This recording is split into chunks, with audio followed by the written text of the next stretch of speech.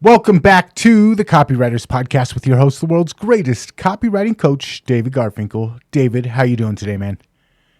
Nathan, I'm good. How are you? I'm good, and as always, I'm excited to jump into this week's episode. Just looking at the show notes, you brought a wealth of knowledge, so I'm excited to get into it. Cool. Let's get started. So, as a copywriter, as a marketer, when you talk about your product and you get that deer in the headlights look from the person you're talking to, what gives? In the best of all worlds, it's simply that the prospect doesn't understand what you're saying. And it very much could be because you're the man or woman who knows too much. Mm-hmm. I'm talking about the curse of knowledge, right? When you've gotten all this expertise, which you needed in order to create the product, in order to write the product, write the copy, but you forgot to take that next step after you have all that expertise, that next step of simplifying and putting it into appealing marketing language so your prospect can instantly understand and appreciate the value of what you're offering. The curse of knowledge is real, but it's curable. We'll look at what it is and how to cure it on today's show, just after this exciting message from everyone who wants you to stay out of trouble. Copy is powerful. You're responsible for how you use what you hear in this podcast, and most of the time, common sense is all you need. But if you make extreme claims or if you're writing copy for offers in highly regulated industries like health, finance, and business opportunity, you may want to get a legal review after you write and before you start using your copy. My larger clients do this all the time. And we're even going to talk about somebody's legal review today. How about that? So, this term curse of knowledge was first coined by three economists in 1989 to cover some very technical academic economics situations.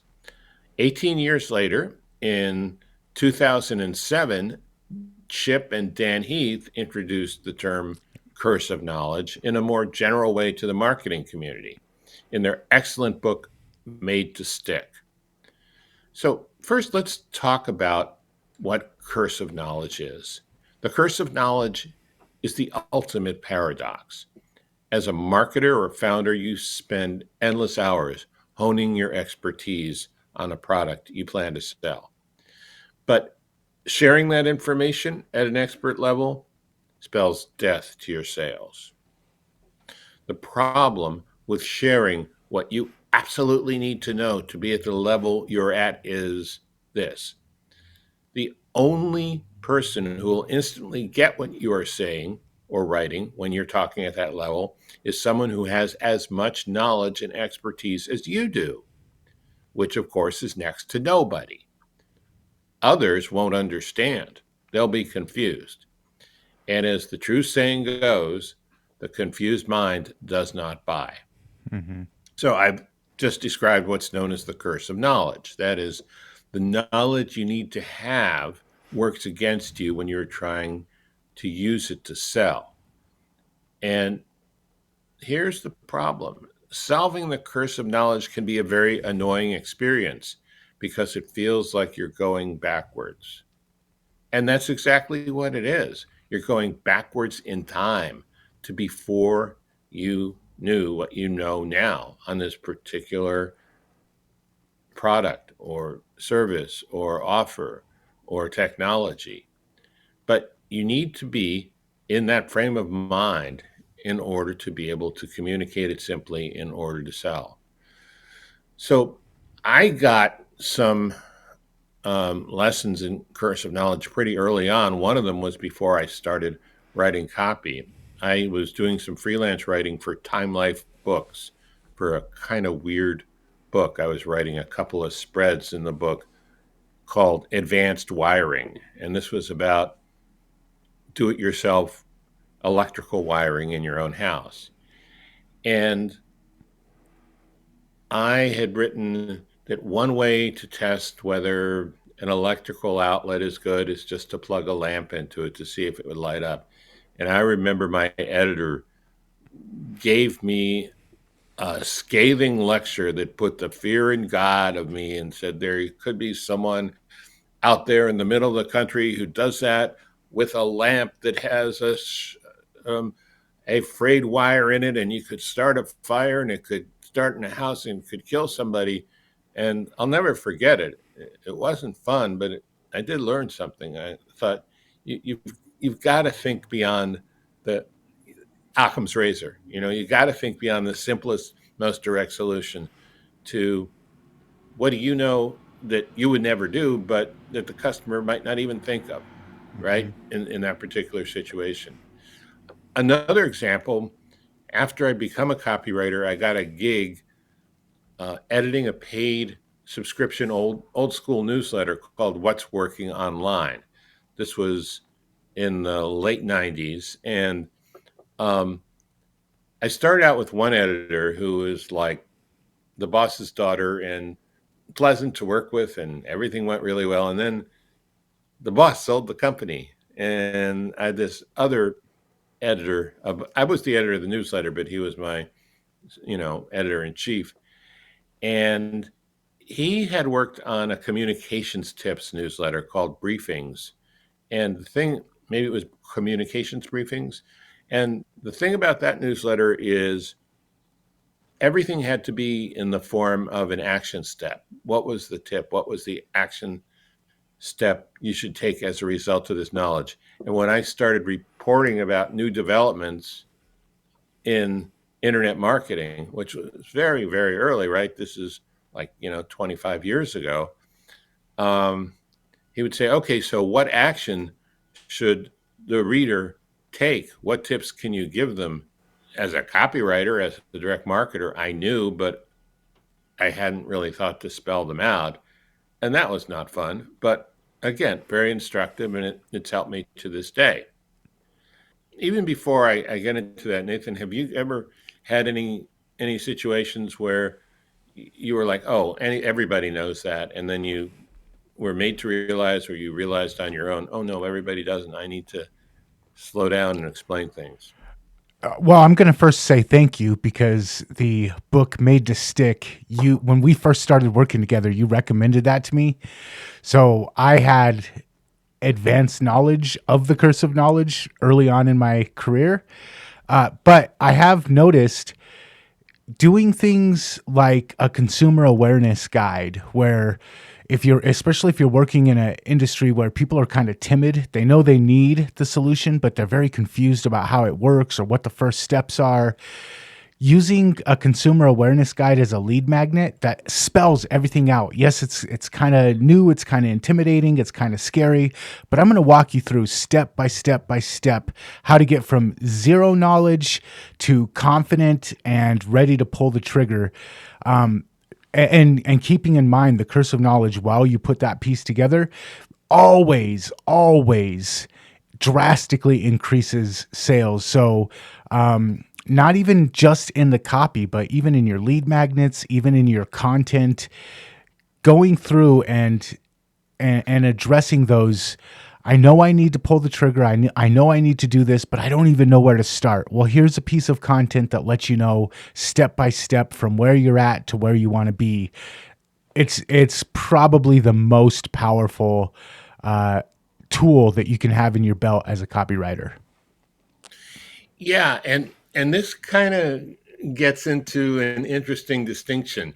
You don't want to just educate because you want people to know stuff willy nilly, but when you can educate them, as you're talking about, right, with the information that they need to have in order to feel confident Mm-hmm. to buy and use your product, that will increase sales.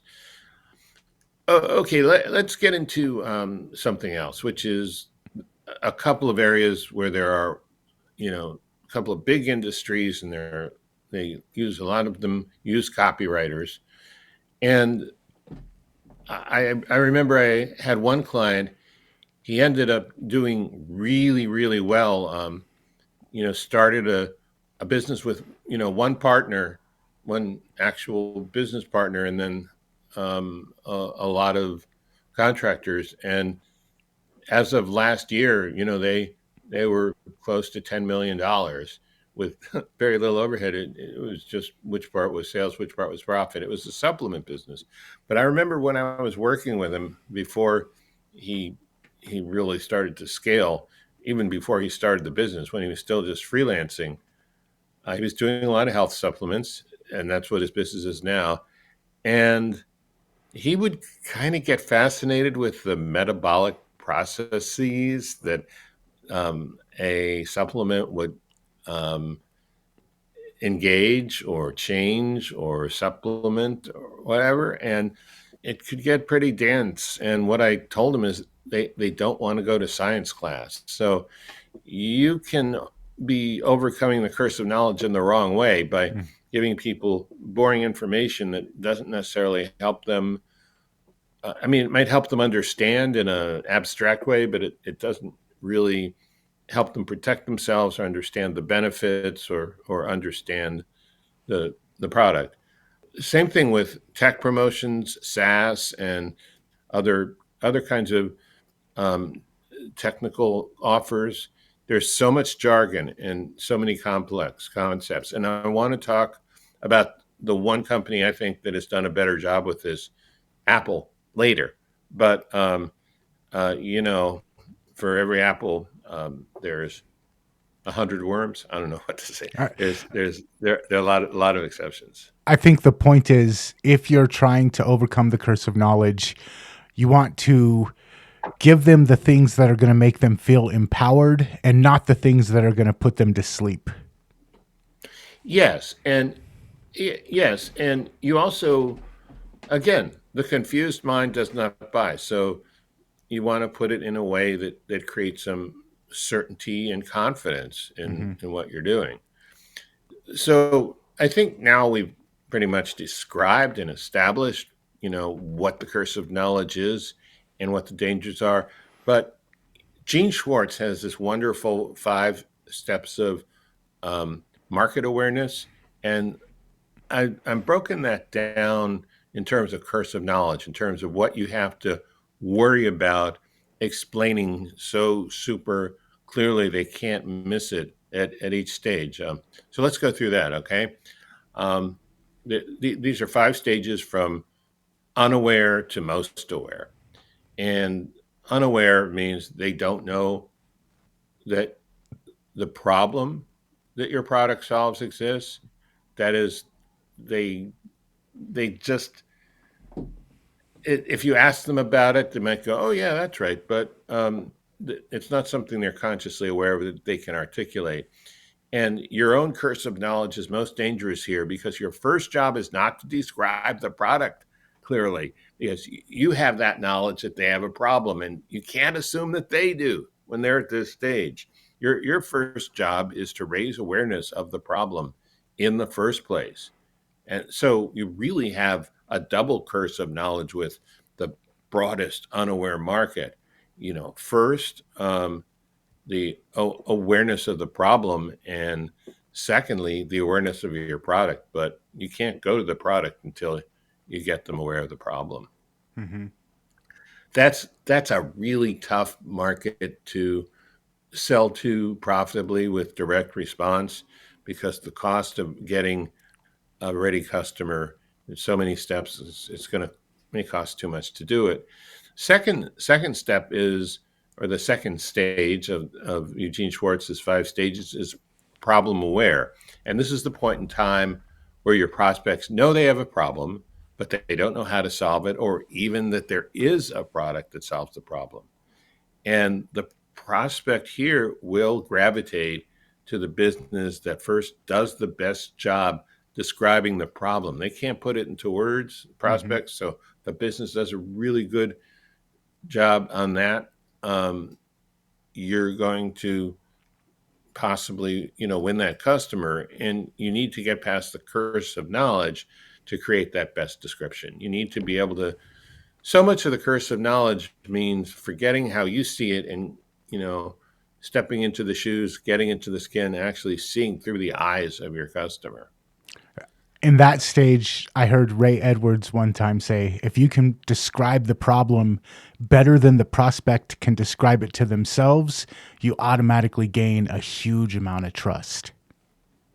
Yeah, I totally agree. I mean, Ray's absolutely right about that.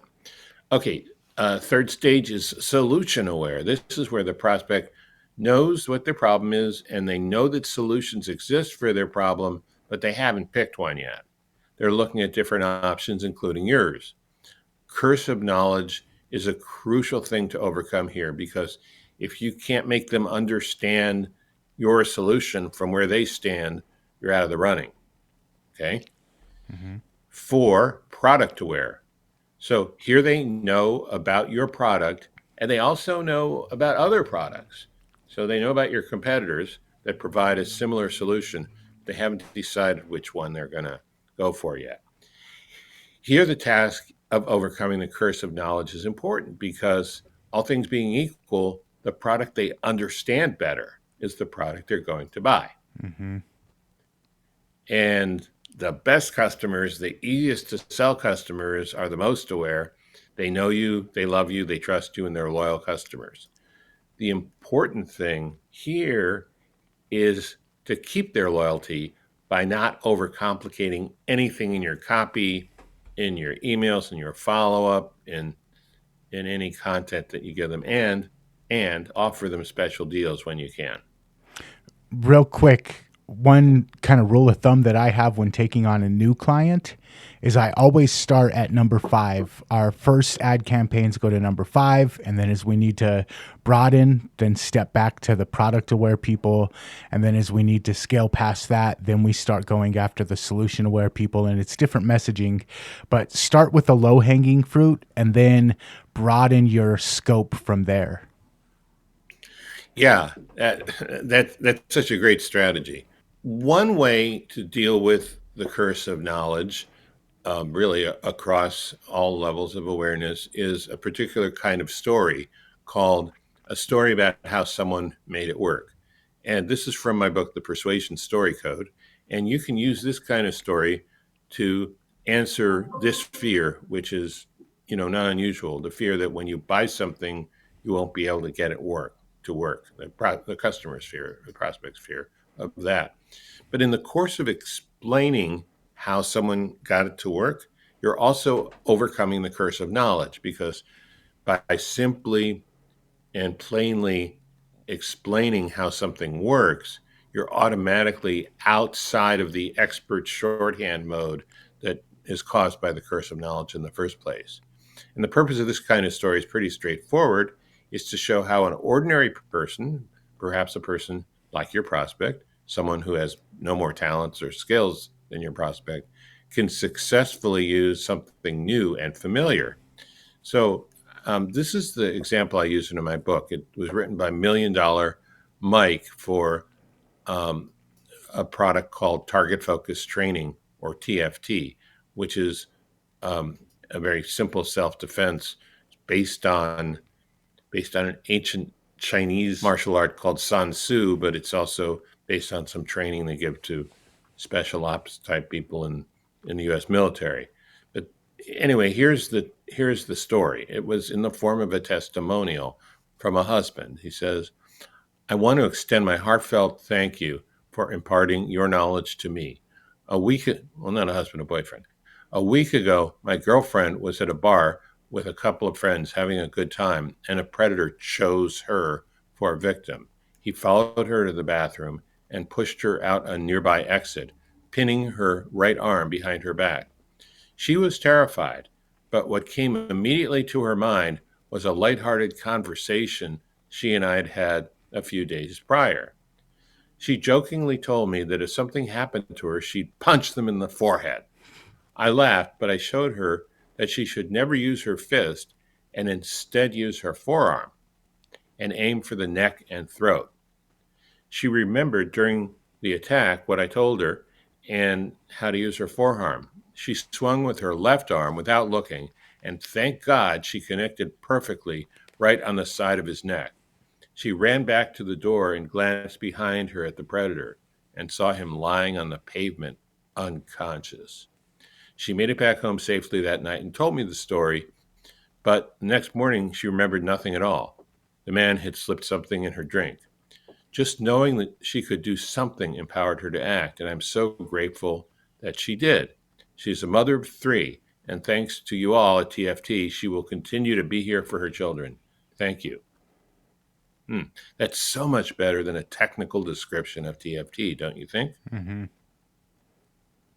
So I was talking with Million Dollar Mike last week, not about that story, but just about the curse of knowledge. And he said that on some of his science and finance based promos, he uses AI to write a first draft of an explanation of a concept that is particularly difficult to explain. He added that the draft is usually pretty bad, but it gives him a starting point to improve it, and that's easier than just writing it from scratch. He told me he was using this new method on a biotech investing promo and he was about to turn it into legal to get a review. We talked later and he told me every AI assisted curse of knowledge buster in the sales letter that Mike rewrote to the copywriter level passed muster in the legal review with flying colors. So that's not a bad way to defeat the curse of knowledge. And sometimes you can use AI to explain something to someone who's way different than you. I decided to try this myself. I asked AI Gemini to do this for Copywriters podcast. Now, I was thinking of an employee at a large ad agency in London.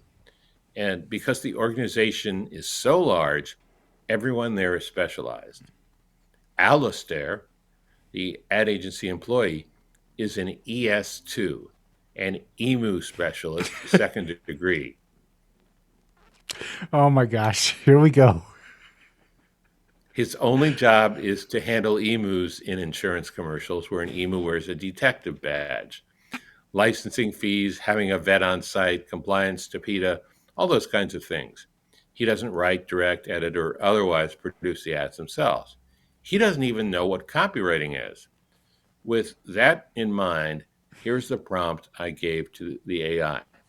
Please describe David Garfinkel's copywriting podcast to someone who has a general idea of what marketing is, but doesn't know anything about copywriting. Cover what topics it covers and why it would be valuable and interesting to someone like I just described. I held my breath, and in 4 microseconds, I saw the following.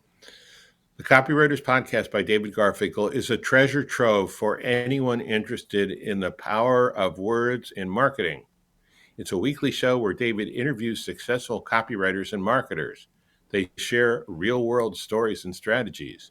You don't need to be a copywriting expert to enjoy it.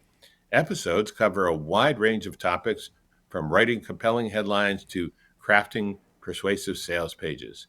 You'll learn about different styles of copywriting and the psychology behind what makes people click and buy. This podcast is valuable because it offers practical tips you can use right away. Even if you don't write copy yourself, understanding how it works will make you a more effective communicator and marketer. Each episode is packed with insights and inspiration, making it a fun and engaging way to learn. Wow, I thought that was pretty good. I didn't even pay Gemini to say that. Now, all right, for a complex technical topic, AI might not have done as well, but it's certainly worth a shot. I'm surprised Okay, I by need how to good take a that was. breath. Yeah, I was too. I mean, the stuff I've seen. I was thinking about that. Um, if a copywriter is writing in the voice of a business owner, voice of an editor for a financial publication, voice of an inventor for a supplement, the copywriter is going to interview that person. They're probably going to read articles. They may talk to some other people. Um, they'll, transcribe the interview, notice the speech patterns and so forth. And they'll also notice their feeling when they were talking to that person. But when you say to an AI, write as the inventor of a supplement, in a sales letter, the AI hasn't done all that. Not only that, there are parts of what you did the AI can't do. The AI is not going to interview the person. The AI is not going to be able to think of interesting follow-up questions because it's not talking to the person in the first place. The AI is not going to get the emotional tone of the person. So this is just my periodic reminder that actually expecting AI to write anything good is a really bad idea. All right. The best example of a company that has overcome curse of knowledge, and we previewed this before, is Apple. We talked about Steve Jobs and in the past how he used the phrase "a thousand songs in your pocket" to introduce the iPod. But that's just like a marketing slogan. Clarity and being easy to understand runs deep through their culture and their history, starting with the Macintosh, or Mac as it's now called. It was a friendly computer at a time when you had to be a bit of a programmer to really use a computer with a Microsoft operating system. And the Apple product launches at Moscone Center in San Francisco were and are unique in how the company makes new products exciting and, most important, easy to understand and easy to use. And of course, the iPhone changed everything. Babies can use iPhones. One researcher estimates 1.5 billion people around the world own iPhones. Yeah, literally, when I was working on this yesterday, I asked my girlfriend, she said she's seen a 1-year-old know how to use an iPhone. Okay. I have, okay, just, what? just real quick. This is not advice to give your 1-year-old an iPhone, but other than that, continue. Yeah, right. We don't suggest you do it. It could cause unknown problems, but it's just that easy to use. And personally, I have more Apple products than I can keep track of. I Mm-hmm. use them from the time I get up to the time I go to sleep, and I have a very low tolerance for things that are complicated to use. Mm-hmm. So, as we wrap up, I just put together a real quick list of 10 ways to protect your copy from the curse of knowledge. Mm-hmm. It's sort of like a checklist. Number one, know your market. What language do they use and what language won't they understand? Two, use simple language. Find the simplest way to say it. Three, benefits instead of features. And this is really important because writing in benefits forces you to think about what the product does and what the effect or the result of that action is. Tell stories, especially visual stories. If they can see it in visual images, they have a much better chance of getting it. Five, get feedback. Show your copy to a prospect.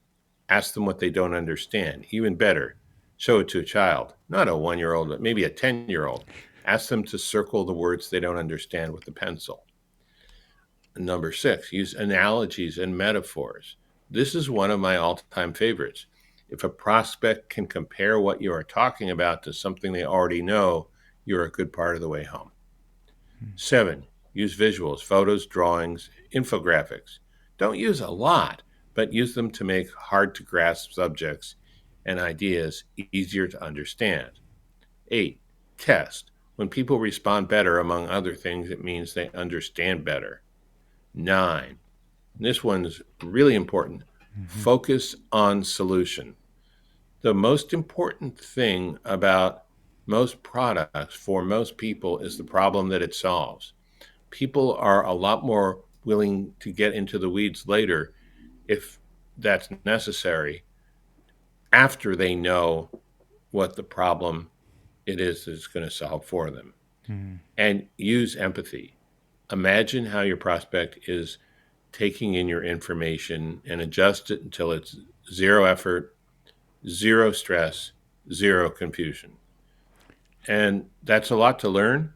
But as I recommend my book, Persuasion Story Code, I can say that it's a way to use stories to break down the curse of knowledge. And we'll put the link in the show notes. All right, I'm going to end the show with a recent story with one of my clients.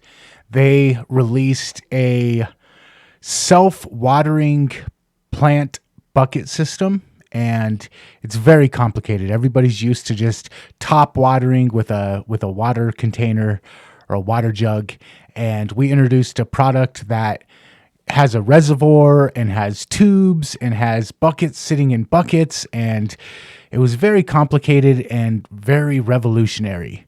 And we brought the product to market, bought a whole bunch of pallets of the product, and they just sat in the warehouse because nobody could understand how it works. Then we shot a video showing how to put the system together and then showing how the system worked and put a quick call to action at the end. It was nothing more than, here, this is a complicated product. Let's just show you how it works, how to put it together. And then at the very end, if you want one, go here. And within 3 days, we sold out of all of the pallets of products that we were sitting on. And it was a testament to, you can have the greatest product in the world that solves the problem that people really want to solve, but unless you explain it to them, like you were saying, make them feel confident that it actually works and it'll work for them. And that's all it took. It wasn't a persuasive, it wasn't a background story about the person who invented it. It was just a simple, here's how to put it together and here's the science behind how it works in a real quick 3-minute video, and knocked it out of the park with it. So the curse of knowledge, something just as simple as an explainer video that overcomes the curse of knowledge, can turn around sales for you. So I love all the stuff that we talked about in this week's episode, and take it to heart and really realize this can be one of the things that makes a major impact on your sales. Yeah, I love that story too. And that's a perfect illustration, because I'm sure your client, who's, otherwise probably a very good business person and marketer even, said, well, everybody needs this. That should be obvious. That was his thinking, even if he didn't say it. And the first half may be true. Everybody did need it, but it wasn't obvious. And that's, that's where the curse of knowledge come in. But once they saw how it worked and what it did, then it was obvious. And those are kind of the two pieces you need when you have an irresistible product. They need to understand why they need it. And sometimes you need to explain it in a much simpler way than you think you should have to. Well, and just for a tiny bit of context, he had worked on building this thing over probably 4 or 5 years, and he was a plumber before he started this business. So he understood float valves and water levels and reservoirs and all of this stuff. And I was like, when I came on, I was like, dude, your buyer doesn't understand this stuff the way that you do. So getting clear on the fact that they don't understand it, whatever it is that you're selling, your prospect doesn't understand it as clearly as you do. And until they do, or until they get at least close to that point, you're going to have a huge hurdle to overcome. So I just love all the stuff we talked about today. That's a great story. We should have opened it with that, but I like that you saved the best to last. That's really good too.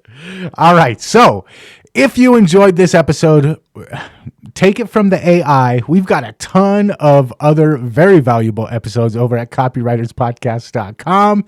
And if you want to get the show notes for this one, and we'll have a link to David's book, The Persuasion Story Code, in the show notes, also over at copywriterspodcast.com. And until next time, we will catch you later. Catch you later.